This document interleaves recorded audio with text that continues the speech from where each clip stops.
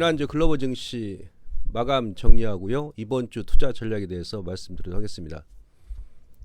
지난주에도 우리 시장이 주요국 증시에서 가장 많이 하락 마감했습니다. 코스피는 3%, 오히려 전전주 대비해서 코스피는 더 밀렸고요. 코스닥은 2.7% 하락 마감을 했습니다.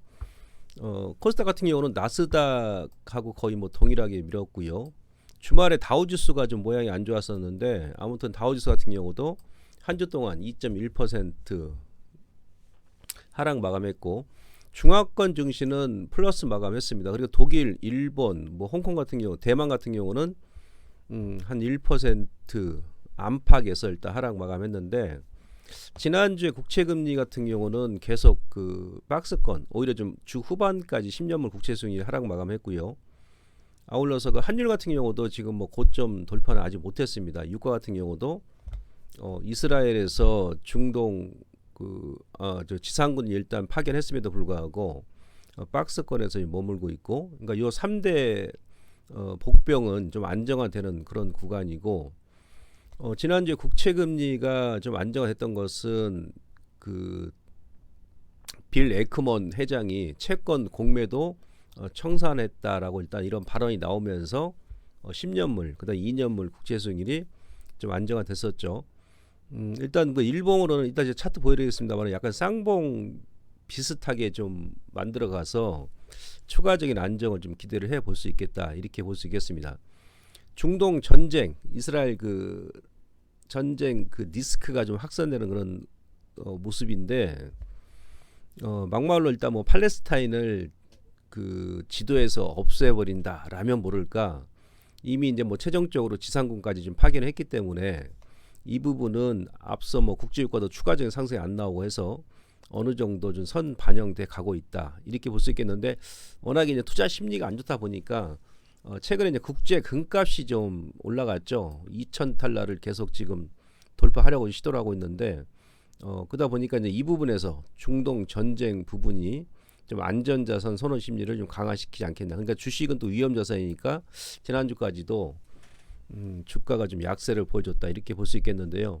지난주 같은 경우는 국채금리라든지 환율, 유가 이 세 가지가 이제 복병이 된 게 아니고, 실질적으로 우리 시장도 그렇습니다만은 미국 같은 경우도 주말에 다우지수가 많이 봤다는 것은 기업들, 대표 기업들 실적 발표가 있었잖아요. 특히 그 지난주 같은 경우 나스닥 같은 경우는 애플을 비롯해가지고 이제 빅5 실적 발표가 있었었고요.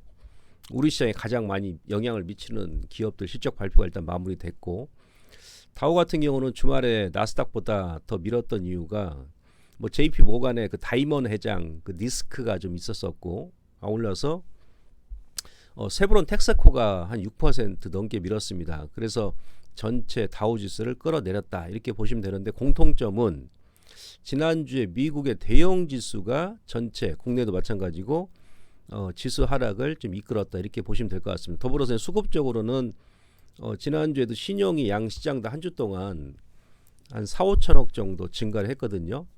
더불어서 스탁론도 일단 증가했을 것이고, 그러니 미수 불량이 지난번에 영풍재지 사태 끝나고 나서 아직은 그때 5천억 넘게 증가했다가 크게 아직 감소는 안 했습니다. 한 1,500억 정도 감소했는데, 그러한 물량이 안 그래도 시장 투자 심리가 안 좋은데 수구까지 그 물량 부담을 좀 줬다, 이렇게 보시면 될 것 같습니다. 그래서 이건 전전주인데요. 10월 16일부터 20일까지 그때 우리 시장도 그러니까 2주 연속 지금 글로벌 증시에서 가장 많이 밀었습니다. 지난주에는 전전주에는 코스피가 3.3% 하락이 나왔고 코스닥은 6.5%인데 2주 동안 코스피는 거의 한 6.3%, 그리고 코스닥 같은 경우는 한 9% 넘게 2주 동안 밀었다라고 보시면 될 것 같습니다. 2주 동안 그래서 특히 코스닥 같은 경우는 거의 한 지난주도 포함해가지고 10% 가까이 밀었기 때문에 단기간에 제가 봐서는 좀 빠질 만큼 빠진 게 아니냐, 이렇게 판단이 됩니다. 말씀드렸듯이 10년물 국채 수익률은 그나마 좀 안정이 돼가고 있는 그런 추인데, 조금 이제 꺾이고는 있습니다만은 지난 8월 대비해서는 아직도 국채 수익률이 높잖아요. 그러다 보니까 외인들이 꺾이고는 있으나 8월 대비해서는 아직도 높은 수준이어서 제대로 이제 공격적으로 이제 매수를 못한다. 그래서 4.8 이하 아니면 4.7 이하로 꺾여줘야 그때 외인들이 뭐 선물이든 현물이든 좀 매수가 들어오지 않겠나 이렇게 판단해 볼 수 있겠고요. 달러 인덱스는 지금 뭐 10월달 내내 지금 박스입니다. 주봉 기준 했을 때는 이번 주가 이제 좀 방향성이 나올 것 같은데 아무래도 국채 수익률이 좀 낮아진다 그러면 뭐 달러 인덱스 같은 경우도 아래쪽으로 좀 달러 강세 현상이 좀 완화되겠죠. 유가도 이스라엘 지상권 파견했음에도 불구하고 현재 51선 밑에서 지난주에는 오히려 조금 더 안정화되는 그런 모습인데 국제 금값이 2,000달러를 계속 상회를 하려고 하고 있거든요.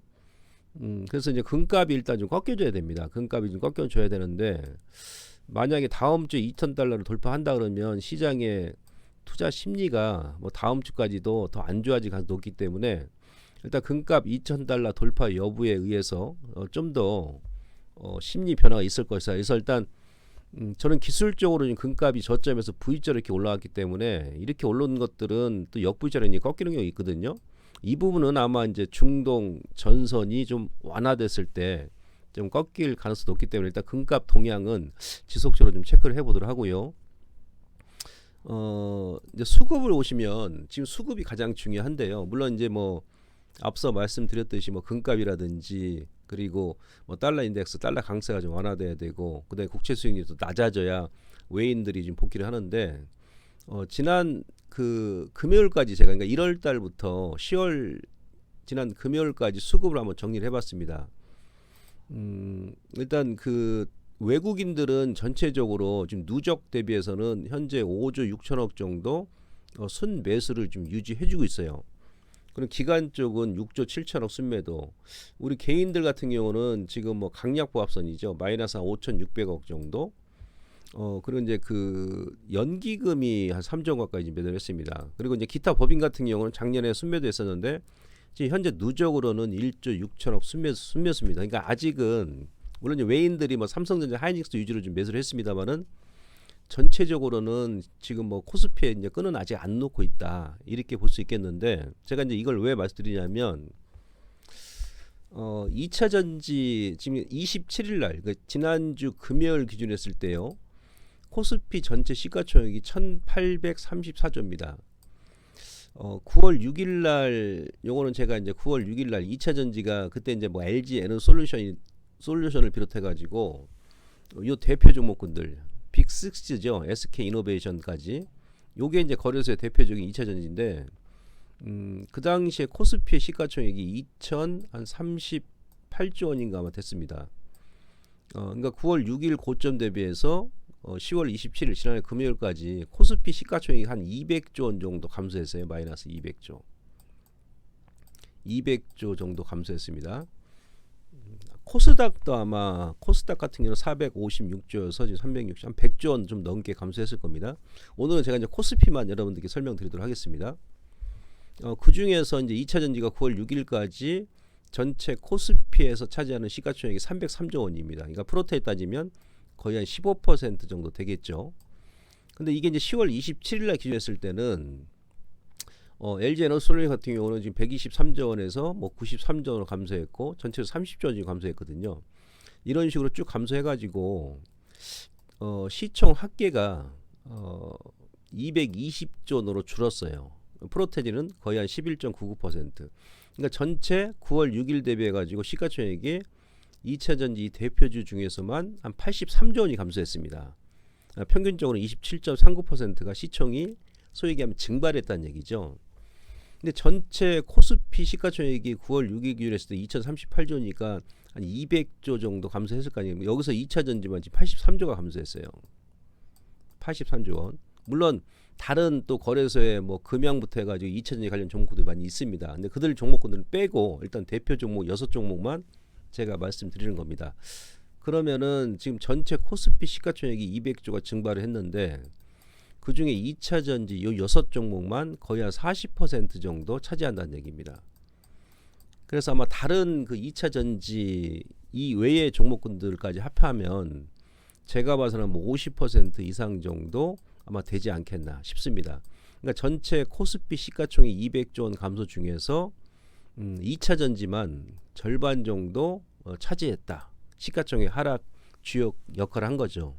무슨 얘기냐면 역으로 이제 거꾸로 돌려서 얘기하게 되면 2차 전지가 지수 하락의 뭐 주범이었다. 이렇게 여러분들께서 이해를 하시면 되겠죠. 그래서 제가 이건 이제 9월 1일부터입니다. 9월 1일부터 2차 전지 그 지수가 이제 9월 1일부터 지난주 27일까지 요 하락했던 그 부분과 그때 이제 외인들이 2차 전지를 얼마나 매도했는지 이렇게 제가 표를 한번 정리를 해봤습니다. LG 에너솔루션은 지금 8,500억, 포스코홀딩스 7,200억, 삼성 SDI 5,400억, LG화학이 5,500억, 퓨처엠이 1,900억, 1,990억이죠. SK이노베이션이 2,100억이에요. 그러니까 9월 1일부터 이 구간 여기 9월 1일입니다. 여기서 박스 그렇게 횡보하다가 주가가 9월 그 24일인가요? 그때부터 이 저점을 깨면서 급락이 나왔는데 전체적으로 9월 1일부터 외인들이 2차 전지만 때린 금액의 합계가 요 6종목만 무려 3조 1,000억입니다. 3조 1,000억. 근데 9월 1일부터 외인들이 사실은 이제 코스피 전체 매수했던 금액은 3조 5천억이에요. 그러니까 전체 매도한 금액이 3조 5천억입니다. 이 중에서 2차 전지가 3조 1천억이에요. 그러니까 거의 한 85% 차지하죠. 그러니까 2차 전지만 때린 겁니다. 외인들이 실질적으로 9월 1일부터 지난주 금요일까지. 그러니까 다른 쪽에서는 전체적으로 매도한 금액이 실질적으로 9월 1일부터 10월 20일 거의 2달 동안 뭐 4,800억밖에 매도 안 한 거예요. 그러니까 다른 것은 때린 게 없다는 얘기 실질적으로. 2차 전지를 때리면서 지수 하락을 이끌었고 지난주 같은 경우도 대형주 위주로 막 뺐잖아요. 예, 그런 식으로 일단 여러분들께서 이해를 하시면 될 것 같고요. 자, 그리고 나서 제가 이제 6월 1일부터 좀 봤어요. 다시 한번 수급을. 그러니까 6월 1일부터 왜 봤냐면 그때가 이제 뭐 거의 고점 구간이었지 않습니까? 그래서 6월 1일부터 10월 27일까지 외인들이 어느 정도 매도했는지 봤고요. 그리고 앞서 제가 그래프 보여드렸습니다만은 외국인들이 이제 매도를 본격적으로 거래소에서 언제부터 매도했냐면 6월 달부터 매도를 했거든요. 그러니까 1월부터 이 5월까지는 외인들이 계속 이렇게 매수를 했습니다. 5월 달 같은 경우는 뭐 4조 2천억을 매수했죠. 6월부터 지금 5개월 동안 매도를 하는데 그래서 6월부터 일단 매도를 했기 때문에 그래서 제가 6월부터 외인들이 어떤 종목을 가장 매도를 많이 했는지 제가 분석을 해봤는데 LG 에너지 솔루션 아까 이제 9월 1일부터였고요. 6월 1일부터 보게 되면 1조 2천억, 포스코홀딩스가 가장 많습니다. 5조 6천억. 우리 개인 투자자분들이 다 받았다는 얘기예요. 거꾸로 얘기하게 되면 삼성 SDI가 1조 원, LG화학이 1조 5천억, 포스코퓨처엠이 2,400억, SK이노베이션이 3,700억이에요. 요 6종목에서만 외국인들이 6월 1일부터 요 구간부터 지난 27일까지 차트를 보시면 무려 10조 1천억을 매도했습니다. 10조 1천억. 요 6개 종목에서만요. 다른 거래소의 2차 전지 관련 종목군들은 빼고요. 왜? 얘네들이 다 밀어버리면 다른 또 후발 종목군들도 다 밀릴 거 아니겠습니까? 2차 전지 관련 종목군들이. 그죠? 근데 이 기간에 외인들이 코스피 전체 매도한 것은 7조 5천억이에요. 7조 5천억. 그럼 무슨 얘기냐면 2차 전지 6개 종목에서만 10조 1천억을 매도했고 코스피 전체로 보면 7조 5천억인데 그러면 실질적으로 다른 쪽에서 2조 5천억을 매수를 했다는 얘기죠. 매수를. 이렇게 이제 누적으로 따지면 결론이 나오겠습니다. 그러니까 실질적으로 6월 1일부터 다시 한번 이 그림 보시죠. 외인들이 6월 달부터 계속 매도를 했는데 6월 1일부터 10월까지 매도를 했는데 이 금액 대부분이 2차 전지가 거의 10조 원이 넘는다. 그러니까 전체 매도한 금액보다도 더 크다는 얘기죠. 결론은 이제 2차 전지만 사실 때렸다는 얘기예요. 외인들이 누적 우리가 수급을 보게 되면 이제 거꾸로 얘기하는 게 무슨 얘기냐면 그럼 2차 전지가 일단 올라와 줘야 지수가 일단 저점이 나올 가능성이 높다는 얘기죠. 이 수급을 놓고 본다 그러면 그렇죠? 지금 제가 요건 먼저 제가 이제 보여드릴게요. 지난주에 코스피가 종가상으로 2,302포인트 일단 마감했습니다. 지난번에 요 구간, 그러니까 2,300 여기서 정확히 아래 거래 나왔잖아요. 그래서 제가 항소의 뿔이 제법 큰 놈을 잡았다. 항소의 뿔을. 그러면서 저 역시는 요 구간을 좀 바닥으로 예측을 했는데 결국은 그 하단 이 레인지까지 일단 집어 넣어 버렸습니다. 여기가 이제 로고를 보게 되면 1월달 저점 넣고 나서 바로 올렸고 작년 9월 30날이 저점이었는데 요 레인지까지 집어넣었어요. 지난주 금요일까지도 살짝 좀 이탈을 했거든요. 지금 그 2차 전지 이제 보시면 요건 케일 뉴딜 주스입니다. 지금 고점이 7월 26일이죠. 7월 26일날 고점 만들고 지금 7월 달부터 지금 3개월 동안을 뭐 한 번도 안 쉬고 있어. 이거 뭐 다이렉트로 뺀 겁니다. 그러니까 여러분들이 뭐 이 차트를 보시면은 마치 뭐 기업이 망한 기업 차트죠. 제가 계속 이제 그런 비유를 많이 했습니다만은 이것은 무슨 뭐 넉마주도 이렇게 안 빼죠. 어떤 뭐 테마주 같은 경우도 하다못해 뭐 대북 테마라든지 아니면 뭐 재료로 가지고 일단 재료로 가지고 이제 올린 종목군들도 그 재료가 소멸되고 테마가 소멸된다 하더라도 고점 대비해서 적어도 이 121선에서는 뭐 이런 이 정도 선 뭐 38.2% 정도 이게 반등이 나오고 다시 빼고 뭐 121선 이렇게 행보하다 다시 이렇게 또 눌러버리는데 2차전지 관련 종목군들은 영업이익 자체가 뭐 수천억, 뭐 수조원에 수천억까지 나오지 않습니까? 개별주도 빼고는요. 너무 심하다는 얘기입니다. 이거는 뭐 공매도 때문에 지금 그렇습니다만은 그렇다 하더라도 너무 심하다. 3개월 동안 어떻게 이 큰 종목들을 전체 이 당시까지만 해도 9월 6일까지만 하더라도 앞서 제가 설명드렸습니다만 2차 전지가 코스피 전체 시가총액의 15%를 차지했거든요. 15%. 120에서도 한 번에 깨버리고 중간에 직전 그러니까 보통 이제 기술적으로 직전 고점 이렇게 내려오게 되면 여기서 이렇게 반등 나오고 120에 다시 이렇게 밀고 하거든요. 근데 다이렉트로 3개월 동안 이렇게 뺐다는 얘기죠.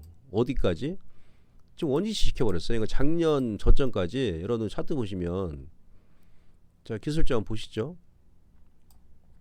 작년 저점까지 지금 원위치 해버렸습니다. 그러니까 올 1월달 저점까지 밀고요. 작년 9월달 10월달 저점 그리고 뭐 작년 6월달 저점까지 밀었다는 얘기죠. 여기서 1년 동안 쓰리바닥을 만들었던 자리거든요. 근데 금요일날 약간 이제 양봉으로 좀 반등이 나오긴 했죠. 그래서 다이렉트로 밀고 뭐 기업들 대표 기업들 문제가 없기 때문에 설령 이거를 뭐 깰지 안 깰지 이번 주 모르겠습니다만은 여기서는 매도가 아닙니다. 적어도 뭐 직전 그 뭐 저점이었던 요 자리라든지 그죠? 아니면 또 공매도 뭐 쇼크가 들어온다 하면 또 의외로 또 이제 급등이 또 나올 수도 있는 그런 구간이에요. 자 그러면 일단 수급적으로 2차 전지 유지로 외인들이 지금 때려서 코스피에 밀렸다라 치면 코스피도 당연히 일단 또 이제 2차 전지에서 반등이 나오겠죠. 그러니까 2차 전지가 그러니까 지금 해결해 버린 거예요. 지금 제가 봐서는 누적 수급으로 보게 되면 기관도 물리고 외인도 물리고 그다음에 개인도 다 물렸습니다. 예를 들어서 여기서 이제 최저점에서 잡았던 개인 투자자가 그대로 그 물량을 가지고 있으면 그분은 이제 본전이겠죠. 근데 주식 그렇습니까? 좀 중간에 이렇게 올라오고 하면 여기서 또 이제 추가 매수를 한다든지 여기서 또 추가 매수 한다든지 여기서 뭐 추가 매수 한다든지 뭐 그럴 거 아니겠습니까? 일부라도. 그러니까 평균가가 제가 봐서는 6천대 이 지수입니다. 6천대 지수. 다 물렸어요. 이렇게 다 물린. 그러니까 기관, 외국인, 개인 이 3대 투자 주체가 다 물렸던 이 가격에서 여러분들께서 절대 손절하지 마시고 좀 참는 거 인내하셔야 됩니다. 반등을 기다리셔야 돼요. 반등이 나온다 그러면 일단 뭐 코스피도 반등 나올 것이고 그리고 밸류에이션 중이라 봤을 때는 저는 지금 뭐 거래소 그에서 올린 그 데이터를 기준으로 해가지고 PER, PBR 이렇게 제가 지금 올려놨는데요. 코스피 2300은 PER로 퍼로 보게 되면 10.21배예요. 지난주 금요일날 기준했을 때 PBR은 0.84입니다. 작년에 그 코스피가 2160이었죠. 이 구간 여기는 2130이었었고 여기가 이제 2160인데 여기는 순간적으로 밀었다 올랐던 자리니까 근데 2162포인트 기준으로 했을 때 퍼가 9.48이고 PBR은 지금 똑같습니다. 지금하고. 근데 증권사에서는 좀 더 낮게 보더라고요. 그러니까 현재 그 PER을 증권사 같은 경우는 어떤 데는 한 9.5배 정도, 예 그리고 어떤 데는 0.81배 정도 좀 봅니다.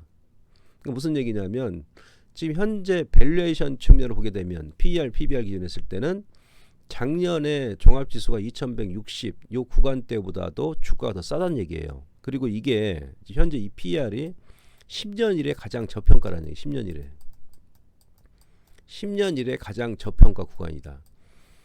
우리가 보통 지수가 이제 단기 급락하고 그 기준선을 깰 때는 이렇게 밸류에이션으로 재단을 하지 않습니까? 그렇죠? 지금 그 PER, PBR 기준으로 했을 때는 10년 이래 가장 저평가이기 때문에 저도 이제 경험적으로 봤을 때는 PBR 0.83 정도에서는 크게 안 물립니다. 여러분들 아시겠죠? 그래서 다시 한번 제가 드리고 싶은 말씀은 이미 이제 주식을 좀 많이 보유하시고 고점에 보유하신 분들은 현재 구간에서 이번 주에 추가적으로 더 밀리고 흔든다 하더라도 절대 손절의 의미는 없습니다. 아시겠죠? 근데 2차전지 같은 경우도 여러분 차트 보세요. 여기서 손절할 구간입니까 지금? 다이렉트로 고점에서 지금 원위치 해버렸는데요. 그죠? 그 다음에 이제 121선 기준을 봤을 때는 요 마디 하단까지 왔다는 얘기예요. 이 부분을 참고하시고 여러분들께서 좀 더 인내를 하시고 반등이 나왔을 때 그때 여러분들께서 비중이 크신 분들은 조절하시는 게 좋다 이렇게 말씀드리고, 제가 이제 공개 방송에서도 나중에 이제 말씀드리겠습니다만은 올 하반기까지 우리나라 적정 지수는 최소 2,600 이상에서 2,800까지 봐야 됩니다. 우리나라 올해 경제 펀더멘탈 그다음에 밸류에이션 측면을 보더라도 아시겠죠? 그러니까 지금이 다시 한번 여러분들께 좀 더 인내하시면 오히려 더 큰 기회가 될 수 있다라는 점도 좀 생각을 하셔야 된다 이렇게 말씀드릴 수 있겠고요. 그다음에 지난주 여러분들 보시면 지난주 우리 시장 왜 밀었냐면 대형주 위주로 일단 밀었다고 그랬지 않습니까? 아까 서두에 미국도 마찬가지고. 그러니까 외국인들이 지난주 초반까지는 선물 매도를 했다가 주 중반 이후부터는 선물 매도한 게 큰 게 없어요. 장중에 또 몇천 개 매도하다가 종가에 오히려 매도 물량을 줄이고, 목요일도 그랬었고 금요일도 그랬었거든요. 수요일도.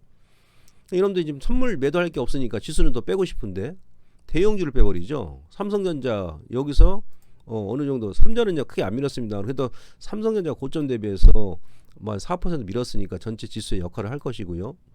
그다음 LG 에너지 솔루션 시총 2위지 않습니까? 지난주 실적 발표하고 나서 수요일 날인가요? 급락을 시켜버렸죠, 음봉으로.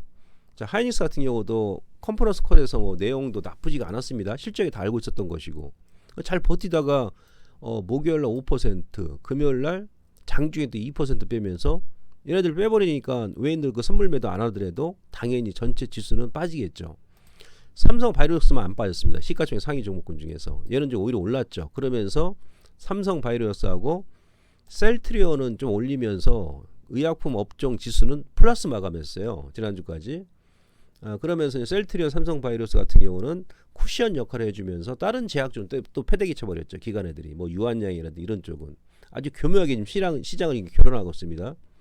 그다음 현대차 같은 경우도 보시면 여러분들 3분기 영업이익이 거의 270% 작년 대비해서 증가했거든요. 270% 거의 300% 증가했습니다.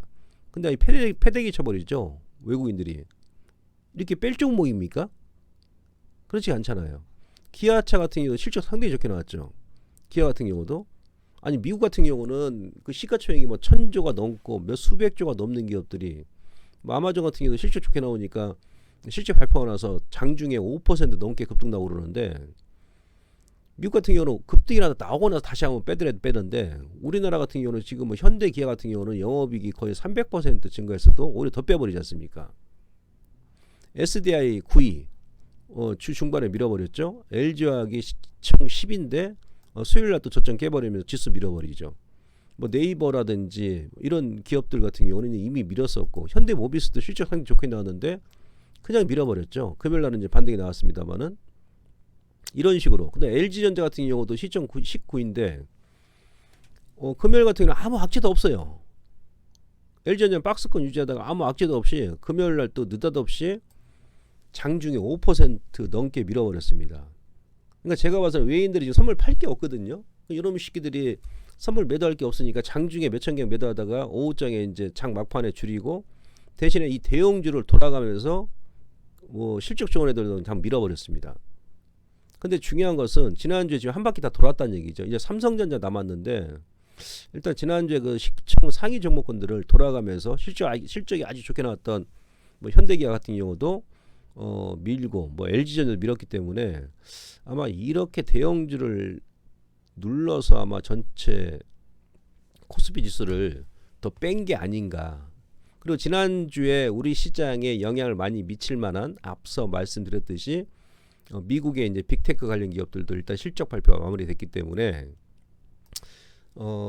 이제 그 뭐 실적으로 인해서 시장의 변동성은 우리 시장도 마찬가지고 미국도 뭐 이번 주에는 전주 대비해서 좀 많이 좀 잦아들지 않겠나 이런 판단이고요.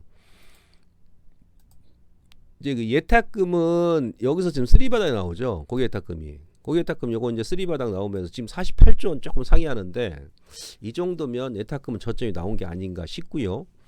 9월 6일부터 9월 8일이죠. 9월 8일부터 코스닥과 코스피하고 코스피는 신용이 한 1조 3,400억 감소했고 코스닥은 1조 6,700억. 그러니까 두 개 포함해 가지고 거의 3조 원 가까이 감소했습니다. 단기간에 이 정도 감소했으면 감소할 만큼 했거든요. 특히나 이제 신용이 10월 10일 날 저점 찍고 여기서 일자 바닥이 나오고 나서 영풍재지 사태 터지고 나서 다시 한번 밀어버렸습니다. 2차로. 그래서 어쨌든 간에 지금 요 하락장에서 9월 8일부터 요거 10월 26일까지입니다. 신용은 3조 원 정도 감소했으면 여기다 뭐 스탁론하고 그다음에 또 반대 매매까지 포함한다 그러면 이미 그 악성 매물은 지난주까지 시장에 많이 출회될 만큼 출회됐다. 이렇게 판단이 되겠습니다. 자, 마지막으로 이제 그 지난주까지 다우 글로벌 지수가 이번 주에 이 레인지까지 집어넣을지는 모르겠어요. 근데 지난주 기준했을 때는 이 레인지 상단선에 일단 마감했습니다. 살짝 이탈했거든요. 작년 그 2020년도죠. 코로나 때부터요. 코로나 때부터 여기서 저점 주고 그 다음에 작년 9월달 10월달 크게 미국 시장이 무너졌을 때 우리 시장도 마찬가지 이 레인지 상단에서 턴이 나왔었고 이번에 지난주 기준했을 때 이 라인까지 왔습니다. 전 개인적으로 뭐 이 라인까지 그러니까 이 레인지 안에까지는 넣을 수 있겠습니다만은 이것을 벗어나고 그러진 않을 것 같아요. 아시겠죠? 오른쪽에 MSCI 한국지수 로고 핵심 보시면 얘도 마찬가지예요. 코로나 때 여기서 저점 만들고 작년 9월달 10월달 종합지수 기준으로 했을 때 2130이었죠. 여기가 우리 코스피 지수가 거기서 정확히 터닝 나오고 지난주에 이 레인지 상단 윗선에서 일단 마감했습니다. 이번 주 결국은 이 레인지까지 집어넣을지는 모르겠는데 아무튼 지수가 조금 더 흔들린다 하더라도 앞서 제가 말씀드린 대로 수급 그다음에 밸류에이션 또 우리나라 올해 경제 펀더멘탈 내년에는 더 성장이 더 높기 때문에 예측이 높을 것으로 예상하고 있기 때문에 조금 더 시장이 흔들리고 좀 더 그 뺀다 하더라도 여러분들께서 이미 그 시장은 지금 내를 맞을 만큼 맞았습니다. 막말로 비 오는 날 먼지 나도록 지금 때려 맞았기 때문에 그 너무 좀 성급하게 매매하지 마시고 급한 자가 아니시다 그러면 좀 더 여러분들께서 홀딩하시고 반등 폭이 크고 강하고 높게 나올 때 그때 여러분들께서 일부 좀 조절해 나가는 그런 전략을 다시 한번 말씀드리도록 하겠습니다. 자, 여기서 마무리하고요. 저는 장 마감하고 나서 오후 3시 40분에 다시 찾아뵙도록 하겠습니다. 좋아요, 구독 꼭 좀 부탁드리도록 하겠습니다. 고맙습니다.